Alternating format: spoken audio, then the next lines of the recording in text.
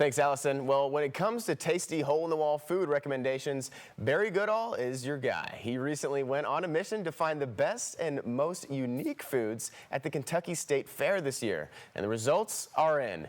Joining me to share his top contenders is none other than Barry Goodall from Goodall's Country Kitchen. Before I dive in, I want to piggyback on that Scottsville, Kentucky segment. Okay. When you're going down there for your fall events, you have to stop in and eat at Harper's Catfish. Best catfish in Kentucky.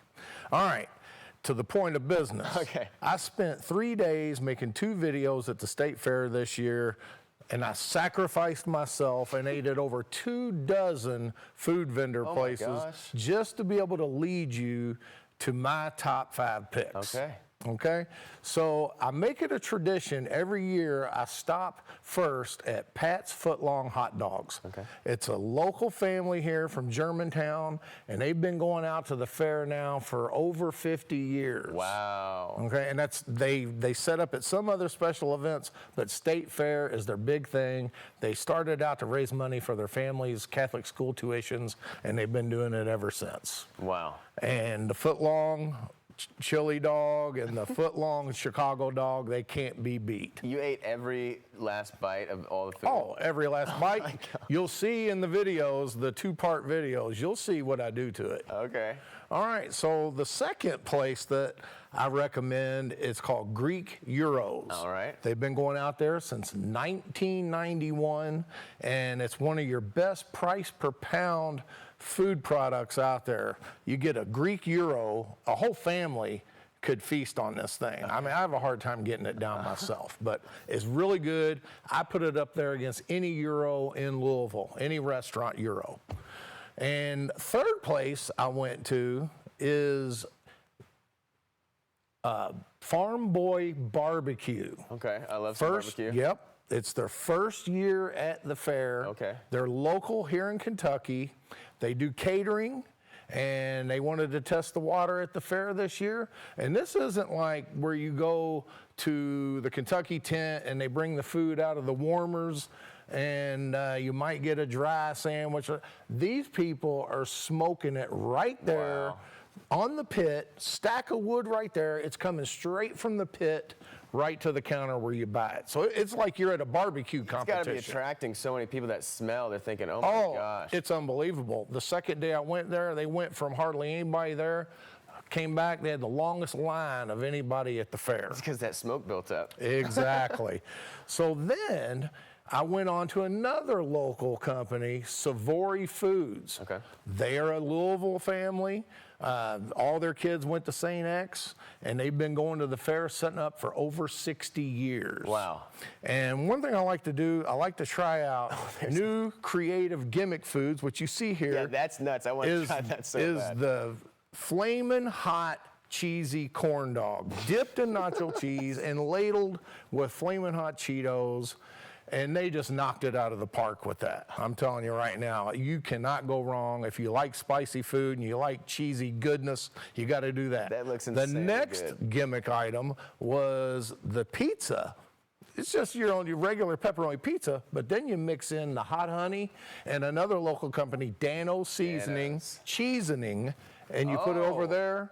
I'm telling you, it's one of the best things you're ever going to have as far as pizza goes. So yeah, Savory just knocked it completely out of the park this year. With not only their regular stuff, with the Polish sausages, Italian sausages, but with the new gimmick items. Yeah. And then, of course, I moved from there. You got to have desserts when you go to the fair. Of course. Okay? Maybe and another local company here, Derby Pie. Oh, yes. Okay, you see there my daughter eating a fried Derby pie. So it comes battered and deep fried, powdered sugar. And then after we took a bite of the first original ones, really we had them ladle over the raspberry topping over it. I love it was just like a dream come true.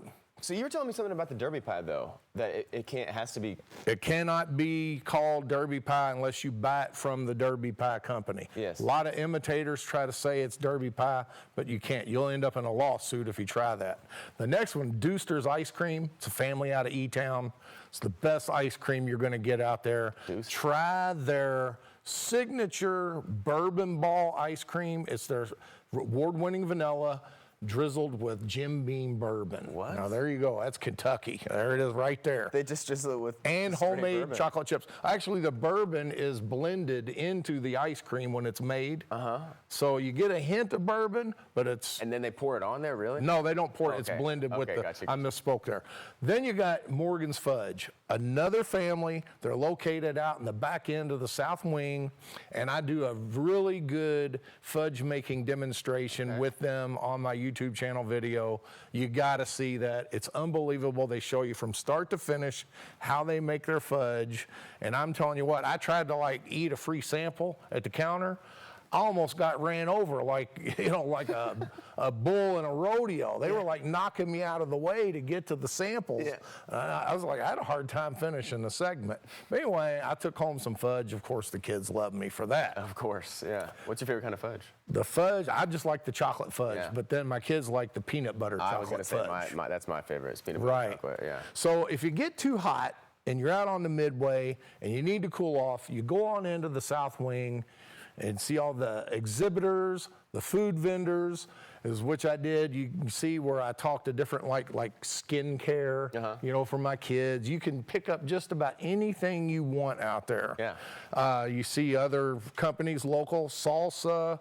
I stopped by the Dano seasoning booth. I hung out with them for a while.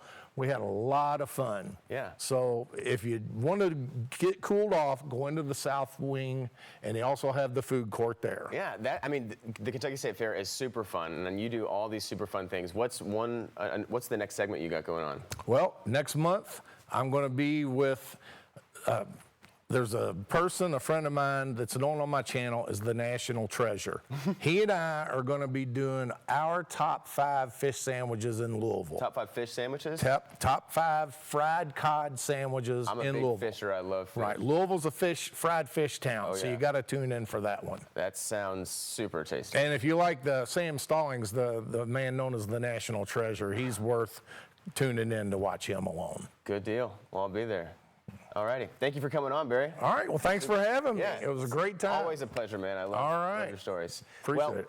If you all want to keep up with Barry's upcoming food adventures, you need to check him out on Facebook and YouTube at Goodall's Country Kitchen.